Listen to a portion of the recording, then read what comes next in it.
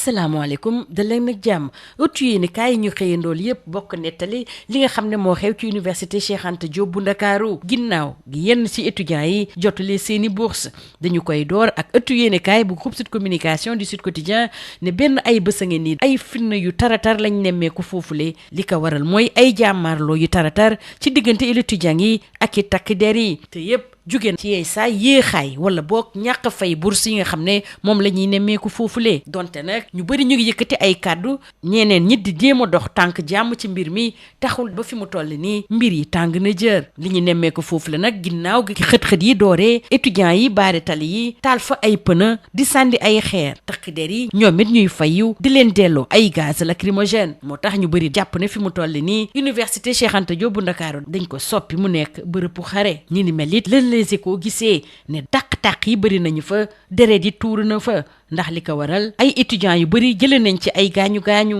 yenn saay sax yu métti lay doon ba ñu rawale leen ci yenn ci ay l'hôpital am na ay oto it yoo xam ne lakk nañu ko fa rawatina ci office du baccalauréat dem beeg dikk bi ñu xajamal ko am na sax benn suñuy naataango boo xam ne nag jot na am ay gaañu-gaañu mbir yi it waa l'observateur di ñu ko nettali ne ci université Cheikh Anta Diop bu Ndakaaru la fa xew mën nañu ko tuddee ab guerre rawatina nag gaañu-gaañu yu garaaw a garaaw yi nga xam ne moom lañ fa nemmeeku ci jamono joo xam ne nag ñeenti commissaire police ñoo fa teew ñu indi fa luy tolloog 300 élément yu GMI bu Kees yu ñëw jàppale ñi nga xam ne ñoo fa nekkoon fukki char anti-émeute ñiy yëngu ci wàllu renseignement ak it wàllu drone sax gis nañ ko foofule ngir mën a dëkku mer bu futt bi nga xam ne moom la étudiants yi nekkee ci jamono ji ñu bëri ci ñoom rawatina yenn ci ay jigéen nag dañ leen rawale ci service médical bu COUD am na kenn koo xam ne nag officier de police la moom bokk na ci fukki doomi aadama ak benn yi nga xam ne dañoo am ay gaañu-gaañu ñu mujj ko rawale ci hôpital principal waa l'observateur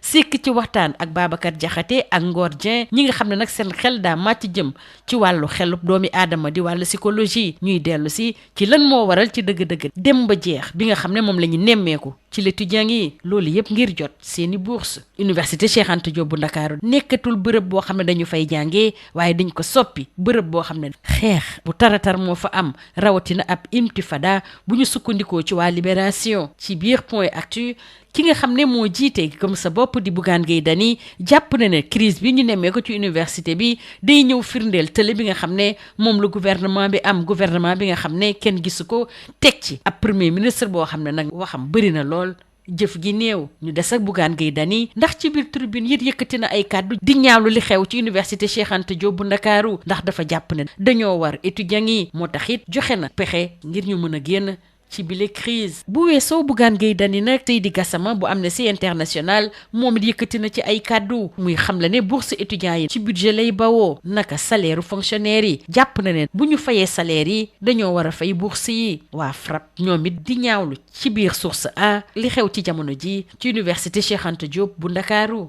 bu ñu sukkandikoo ci Point Actu professeur Amsatou Sow Sidibé ak waa SAES ñoom it ñu ngi taxaw temm ngir mbir yi dakk professeur Amsatou Sow Sidibé bi jiite commission nationale droits de l'homme nit bu sañoon dañuy toog waxtaan ngir saafara mbir yi muy soññ nag étudiants yi ñu fexe ba yéegee kilifa yi seeni problème waaye nag bañ ci ànd ak benn xët-xët ak finna waa SAES di ñaawlu it tëj bi ñu tëjoon ràpp université yi ci jamono yi mbas mi ak it xët-xët jëmale ci wàllu politique yi ñu nemmeeku woon suñu réew ci diggante atum 2021 jàpp 2024 keneen koo xam ne it mi ngi ciy jéem a dox tànku jàmm mooy Malick Gakou am na it ay dicté yu wóor yoo xam ne bawoon na ci premier ministre Ousmane Sonko ak it kuréel bi ëmb amical yi faree ci université Cheikh Anta Diop ñu ngi ko doon amal loolu yëpp mën na tax nag ba tension bi wàcc foofulee xët-xët yi ñuy nemmeeku ci wàllu tolluwaay askan wi ak it jëmale ci wàllu koom-koom nag tax na ba nguur gi fi mu toll nii tension mi yéeg na bu baax a baax loolooy ngëm-ngëmu Le Quotidien muy dellu si jaamarloo yi taratar yi am ci université Cheikh Anta Diop bu Ndakaaru personnel ba fay liggéeyee ne ñoom daal duñu fa teg tànk waaye nag li rëccul benn yoon Le Quotidien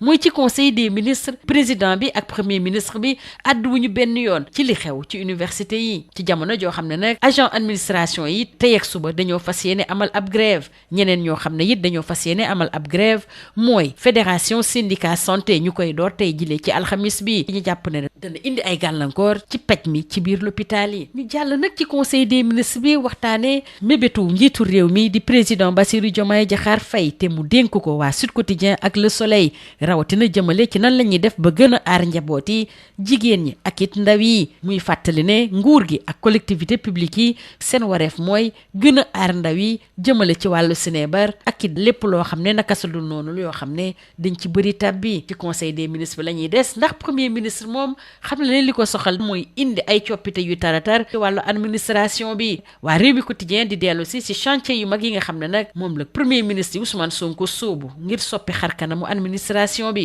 moo tax mi ngi xaar fileeg jeexitalu weeru février ci atum 2026 ñu tegal ko ci table bi pexe yu wóor a wóor yoo xam ne mooy tax ba ñu mën a yegg ci yooyu lee kaddu yi nga xam ne moom la premier ministre Ousmane Sonko yëkkati it mën nañ ko jàng ci biir yor bi ñuy dellu si ci coppite yi nga xam ne moom la na ma amal ci administration bi ginnaaw gi mu ci amee ab taxaw seetlu boo xam ne neexu ko lool ci wàllu yoon nag Les Échos di ñu waxtaane jàkkaarloo démb ak juge bi bu Ndeye Saly Diop Dieng moom mi fi nekkoon jëwriñ ci jamono yi Macky Sall Les Échos di xam le ne li ñu tegoon ci ndoddam dafa mel ne mi ngi bëgg a niil li ko waral mooy mbir yi dañ ko tënk ci ki nga xam ne moo doon jaay ñaari climatiseur xam le ne musul teggat Salimata Diop keneen koo xam ne déglu nañu ko it mooy doomu Amadou Ba moom Ibrahima Ba moom it lépp loo xam ne dañ ko tegoon ci ndoddam weddi na ko ba mu set wecc muy waat ni musul am benn déggoo ci diggam ak Amadou Sall ngir ñu amale naka sadul noonu jëmale ci wàllu koppar di blanchiment d'argent juróom-ñaari at nag ginnaaw gu mu wuyjee suñu borom waa Walf Quotidien di sargal bu baax a baax seen président directeur général di ndem si yàlla Sidi Lamine Niass moom mi nga xam ne dañu ko duppee bañkat mu yàgg taxawal askan wi ñu jeexale ko ci wàllu tàggat yaram door ko ak waa Sud Quotidien ñuy waxtaanee Coupe d'Afrique des Nations bi ñuy waajal ci Maroc xel tey na lool jëmale ci mbirub Ismaïla Sarr ndax ginnaaw gaañu yi nga xam ne moom la jot a am ci fan yi leen teewaayam ci Coupe d'Afrique boobule leeragul ba tey jilee waa Record nag moom di waxtaane Ligue 1 bu Sénégal rawatina jongante ci biiri mbokk bi nar a am dibéer ci Léopold Sédar Senghor ci diggante AS Pikine ak Guédiawaye FC fi mu toll nii nag banlieue bi jax na ba noppi lii moo gënoon a fës ci ëttu yéenekaay ñu xëyandool ñu yendoog jàmm. Bonjour. La crise à l'université Cheikh Anta Diop de Dakar et notamment les échauffourées entre les forces de l'ordre et les étudiants fortement relayées par la presse paru ce jour. L'université Cheikh Anta Diop de Dakar est depuis plus d'une semaine le théâtre de violentes confrontations entre étudiants et forces de sécurité. Selon Sud Quotidien, ces heurts trouvent leur origine dans le retard et parfois l'absence du versement des bourses dues à de nombreux étudiants. Et malgré des annonces officielles et des tentatives de médiation, la tension ne faiblit pas. À feu et à sang, amer constat de Les Échos où l'office du baccalauréat, c'est tout simplement un cocktail Molotov. Les scènes de guerre et des blessures graves n'ont pas échappé à l'Observateur qui nous propose ce matin une immersion au cœur des affrontements avec 4 commissaires de police, 300 éléments du GMI de Thiès, renseignements et l'unité de drones de surveillance pour contenir la furie estudiantine. Justement, des dizaines d'étudiants dont plusieurs filles ont été reçues au service médical du COUD. Un officier de police qui figure parmi les 11 blessés a été évacué à l'hôpital principal et l'Observateur revient sur l'analyse des psychologues Babacar Diakhaté et Ngor Dieng sur les raisons pour lesquelles les étudiants n'hésitent pas à flirter avec la mort. L'UCAD a été tout simplement transformé en champ de bataille, intime conviction de libération, notamment suite à l'entrée des forces de l'ordre dans le campus. Le confrère de revenir sur les dessous de la réquisition envoyée par le recteur à la police après la réunion du conseil académique. Au même moment, Source A de renseigner que les acteurs politiques et de la société civile s'invitent à la table de la crise universitaire. Conséquence, les plaidoiries s'entrechoquent. Pour Bougane Gueye Dany, le leader de Gëm Sa Bopp, dans un pays où l'on paie sans délai prime, salaire des autorités et où l'on se déplace en jet privé, les étudiants ne doivent pas déverser leur colère pour percevoir une modique bourse. Et selon Seydi Gassama d'Amnesty International, section Sénégal, les bourses des étudiants sont budgétisées comme les salaires des fonctionnaires. Donc, si l'on paie les salaires, on devrait payer les bourses. Au même moment, la Commission nationale des droits de l'homme de professeur Amsatou Sow Sidibé demande aux autorités de veiller à l'intégrité physique et morale des étudiants et se dit prête à toute initiative de médiation,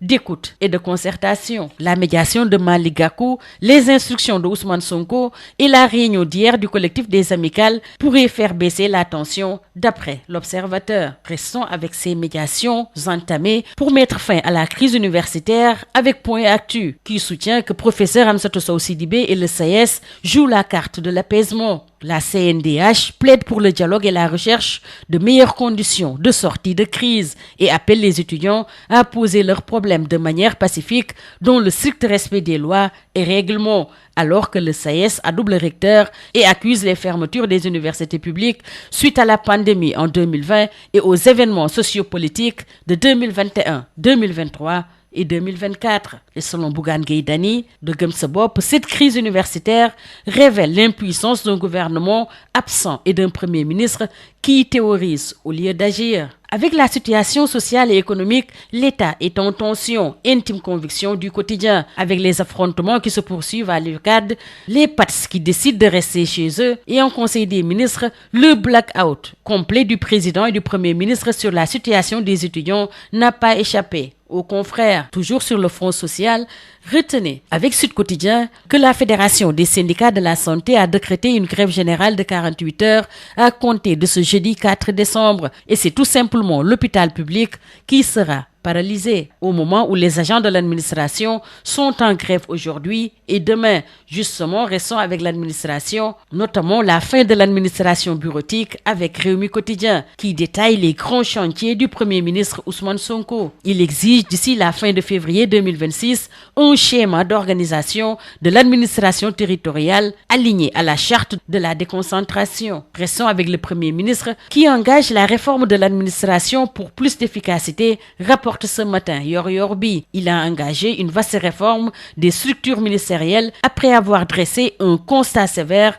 sur l'organisation et le fonctionnement de l'administration publique. Restons au Conseil des ministres avec cette fois-ci le chef de l'État qui, relativement à la protection de la famille, des femmes et de la jeunesse, a donné un certain nombre de directives à son gouvernement. Information à lire dans les colonnes du Sud Quotidien et du Soleil, où le chef de l'État déclare que la jeunesse doit être protégée. Il rappelle que l'État et les collectivités publiques ont l'obligation de protéger les jeunes contre la drogue, l'abandon moral et la délinquance. Et il souligne l'urgence de renforcer le soutien aux personnes vivant avec un handicap. Intéressons-nous à l'audition hier de Ndeye Saly Diop Dieng avec Les Échos qui nous dit que c'est un dossier qui tombe comme un château de cartes. L'affaire rétrécit au vendeur des 2 climatiseurs. Ce vendeur qui dit n'avoir jamais vu Salimata Diop et le confrère de revenir en détail sur les vérités de l'ancienne ministre lors de l'audition. Audition au fond du fils de Amadou Ba, Ibrahima Ba démonte toutes les accusations, toujours d'après Les Échos. Il jure n'avoir jamais formé d'entente avec Amadou Sall pour du blanchiment d'argent. 7e anniversaire de son rappel à Dieu, Walf Quotidien rend hommage au président directeur général du groupe Walfadjri, Sidi Lamine Niasse, surnommé l'homme des refus. Maroc 2025, Crystal Palace, blessure au ligament. Des doutes persistent sur la participation de Ismaïla Sarr à la CAN, alerte Sud Quotidien. Le Sénégal pourrait perdre un de ses atouts offensifs pour la CAN, ce qui constitue un énorme coup dur, aussi bien pour les Eagles que pour les Lions à l'heure de la publication des listes de joueurs retenus pour la CAN. Alors que Record s'intéresse à la Ligue 1 sénégalaise, notamment le derby Pikine-Guédiawaye, prévu dimanche à Léopold Sédar Senghor. La banlieue est déjà en ébullition. C'est tout. À vos journaux et très bonne lecture.